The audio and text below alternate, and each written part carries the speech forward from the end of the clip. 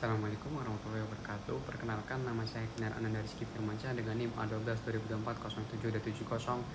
kelompok A126301U, mata kuliah pengelolaan hubungan pelanggan. Uh, Pada kesempatan ini saya akan memaparkan 7 materi. Yang pertama ada konsep dasar customer relationship, yang dimana customer relationship management itu sering juga disebut sebagai customer manajemen karena fokusnya adalah mengelola data-data konsumen. CRM adalah sebuah pendekatan bisnis bertujuan untuk menciptakan, mengembangkan, dan meningkatkan hubungan dengan pelanggan yang ditargetkan untuk meningkatkan nilai pelanggan dan profitabilitas perusahaan. Tujuan utama perusahaan terkait pelanggan ada 3. Yang pertama, mendapatkan pelanggan atau get. Yang kedua, mempertahankan pelanggan, rate atau returning customers atau get. Yang ketiga, menjual lebih banyak produk kepada mereka atau selling more products atau grow. Nah, fokus penting dalam CRM adalah loyalitas. Pelanggan setia adalah mereka yang tingkat lakunya menunjukkan komitmen, misalnya membeli hanya dari satu supplier atau menyumbangkan saran. Secara psikologis mereka juga memiliki sikap positif dan selalu mengatakan hal baik tentang supplier. Mempertahankan pelanggan loyal ini sangat menguntungkan karena biayanya lebih sedikit. Mereka tidak terlalu mempersoalkan harga dan mereka lebih bisa memaafkan jika terjadi kesalahan. Kedua, memahami hubungan, yang dimana materi ini menjelaskan hubungan dengan pelanggan. Alasan pendasarnya adalah faktor ekonomi, yang perusahaan yang menjalin hubungan baik dapat meningkatkan pendapatan, mengurangi biaya pemasaran, dan mendapatkan wawasan pelanggan yang lebih baik.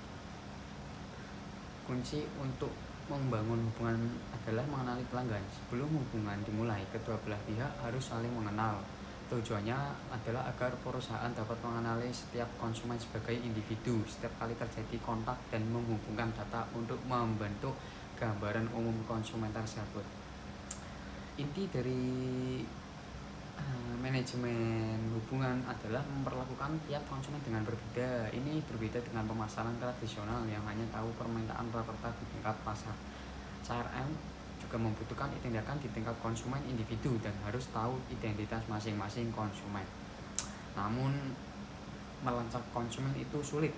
Banyak perusahaan kesulitan mengumpulkan daftar yang lengkap dan akurat. Contohnya data nasabah bank terpisah antara divisi kartu kredit dan divisi kantor cabang, atau perusahaan makanan kaleng yang tidak tahu identitas pembeli akhir di supermarket. Untuk mengatasinya, perusahaan perlu program identifikasi seperti menginventarisasi semua data konsumen yang ada, membeli dari pihak ketiga, atau mengadakan kontes dan frekuensi marketing program. Yang ketiga, ada merencanakan dan mengimplementasikan proyek CRM, yang dimana menjelaskan ini proses dibagi menjadi 5 fase.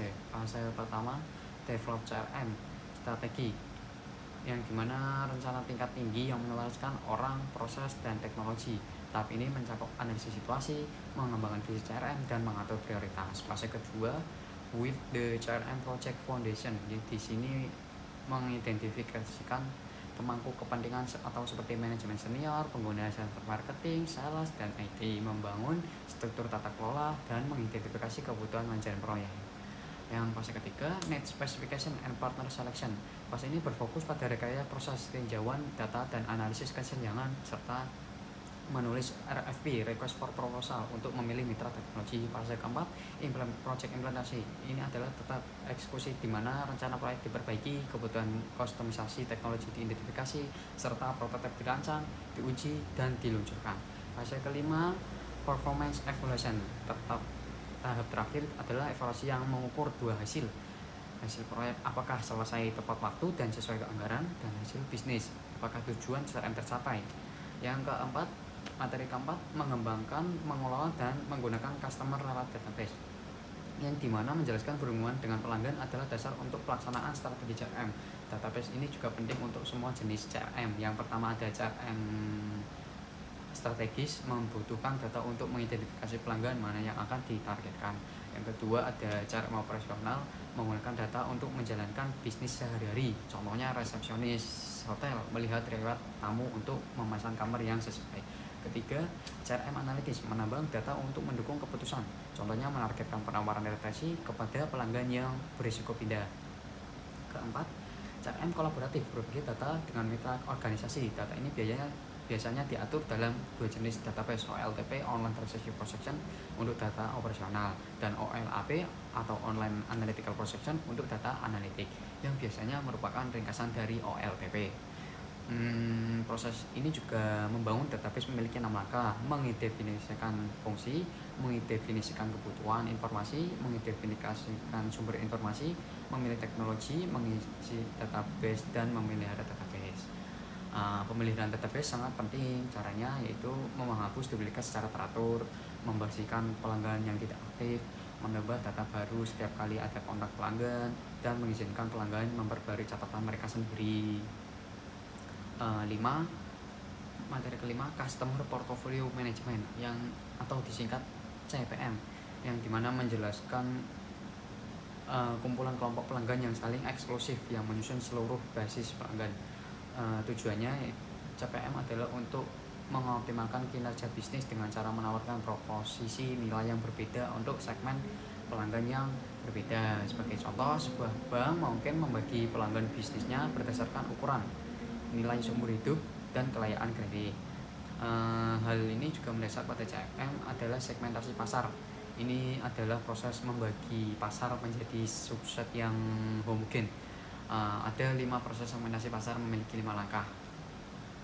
1. Mengidentifikasi bisnis tempat Anda berada. Kedua, mengidentifikasi variabel segmentasi yang relevan. Ketiga, menganalisis pasar menggunakan variabel tersebut. 4. Menilai-nilai segmen pasar. Kelima, memilih target yang akan dilayani. Variabel segmentasi untuk pasar konsumen dibagi menjadi 2, yaitu user attributes atau user demografi, usia atau gender, geografi negara atau kota, dan psikologi geografi atau kepribadian, the usage attributes seperti manfaat yang dicari atau volume konsumsi. 6. Materi ke-6, Customer Relationship Management and Customer Experience, yang dimana mengidentifikasikan sebagai keseluruh sentimen yang dimiliki konsumen terhadap setiap interaksi dengan brand. Tidak hanya jual beli, tapi dimulai sejak tahap awareness hingga pelayanan. Saat ini juga diibaratkan sebagai medan pertempuran kompetitif atau competitive battleground. Riset American Experience Express menunjukkan 60% responden bersedia membayar lebih banyak demi customer experience yang lebih baik. Ada 3 untuk mengembangkan customer experience. Yang pertama, memiliki visi yang jelas. Ini menjadi panduan bisnis dalam beroperasi. Yang kedua, membangun hubungan emosional. Riset ini menunjukkan lebih dari 50% pengalaman konsumen berdasarkan pada emosi. Cara termudah untuk membangunnya adalah dengan memberikan konten yang relatable atau dekat dengan kehidupan sehari-hari konsumen melalui media sosial. Ketiga, menampung feedback konsumen secara real time. Perusahaan harus bertanya langsung kepada konsumen, misalnya melalui email follow up setelah pembelian, survei, atau interaksi di media sosial untuk memahami customer experience. Perusahaan dapat menggunakan metode seperti mastery shopping atau experience mapping. Penting juga untuk selalu mengukur customer experience menggunakan metrik seperti Net Promoter Score dan Customer Satisfaction Score. Perusahaan biar agar tahu bagaimana yang harus ditingkatkan. 7. Membedakan pelanggan. Setelah kita mengidentifikasi pelanggan, kita juga selanjutnya membedakan pelanggan, yang dimana fokus pada konsumen adalah memahami bahwa setiap konsumen berbeda dan harus diperlakukan secara berbeda. Perbedaan ini bisa dilihat dari 2 aspek. Yang pertama, ada konsumen mempunyai kebutuhan yang berbeda-beda. Yang kedua, konsumen mempunyai nilai yang berbeda bagi perusahaan. Mengapa kita harus memahaminya? Yang kita untuk memahaminya, nilai mereka agar perusahaan dapat memprioritaskan usahanya, mengalokasikan lebih banyak sumber daya pada konsumen yang memberikan hasil tinggi. Sekian dari yang saya jelaskan. Bila ada salah kata, mohon maaf. Wassalamualaikum warahmatullahi wabarakatuh.